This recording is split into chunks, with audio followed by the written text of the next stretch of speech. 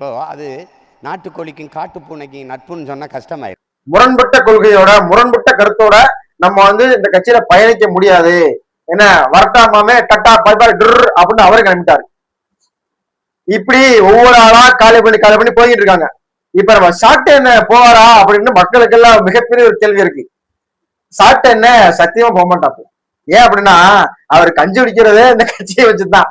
கட்சியை வச்சு கஞ்சி குடிக்கல, கட்சியை வச்சுக்கிட்டு கட்சி ஒரு காரணமா வச்சு அதுக்கு முட்டு கொடுக்குறேங்கிற பேர்ல வீடியோ போட்டு கஞ்சி குடிச்சுக்கிட்டு இருக்காப்புல. அதனால இப்போ ஒரு ரீசெண்டா நம்ம ஒரு வீடியோ கூட பார்த்துருப்போம். ஓடுவாப்புல ஒரு புதற்கிழந்து ஓடுவாப்புல. அவன் வந்து எங்கேயப்பா போனேன், இல்ல இந்த மலையை வந்து வாங்க யூடியூப் வருமானம் மலையை வாங்கணும்னு பார்த்தேன், ரொம்ப வர சொன்னாங்கப்பா, அது அடுத்த மாசம் வருமானத்தை சேர்த்து போட்டு வாங்கிடுவோம் அப்படின்னு வந்துட்டேன் அப்படின்னாப்புல. அது மாதிரி கட்சியை காப்பாத்துறாங்க, காப்பாத்தல, கட்சி ஜெயிக்குது ஜெயிக்கல, நம்மளுக்கு யூடியூப்ல வருமானம் வருதா, என்னமோ திருநெல்வேலி வந்துச்சா அதாவது நம்மளுக்கு கொஞ்சம் ஷேர் கொடுத்தாங்களா, என்னமோ வச்சு கொஞ்சம் நாள் ஓட்டிக்கிட்டு அப்படி இருப்போம். ஏன்னா அதுதான் நம்மளுடைய கொள்கை அப்படின்னு அதுல அவரு ஸ்ட்ராங்கா இருக்காரு. அதனால யாரு போனாலும் சரிதான், அண்ணனு நம்ம சாப்பிட்டே என்னன்னு சீமானு கடைசி வரைக்கும் அந்த கட்சியில இருப்பாங்கிறதான் நம்மளுடைய நம்பிக்கை.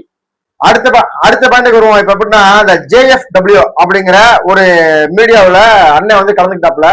கலந்து அந்த நிகழ்ச்சியில ஒவ்வொரு போட்டோவா போட்டு காமிக்கிறாங்க, ஒவ்வொரு போட்டோவா போட்டு காட்டுறாங்க. அதுல எப்படின்னா நம்பிக்கை, வருங்காலம், எதிர்காலம், நட்பு அப்படின்ட்டு ஒவ்வொரு நேமா இருக்கு.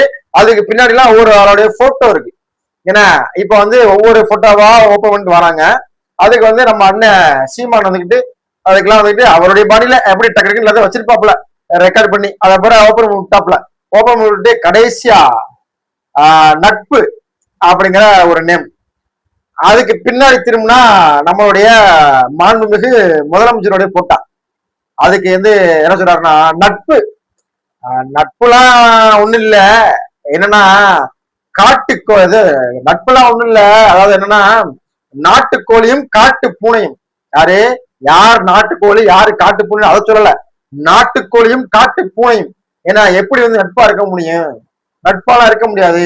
ஏன்னா அவர் வந்து கட்சி அறிவிக்கு முன்னாடி நாங்க நட்பா இருந்தோம், அதெல்லாம் ஓகே தான். ஆனா கட்சி ஆரம்பிச்சதுக்கு பின்னாடி அவருடைய கொள்கையும் எங்களுடைய கொள்கையும் வந்து வேற வேற இருக்கு. எங்களுக்கு வந்து கொள்கைக்குள்ள முரண்பாடு இருக்கு. ஆனா வந்து நாங்க வந்து நட்புலாம் கிடையாது.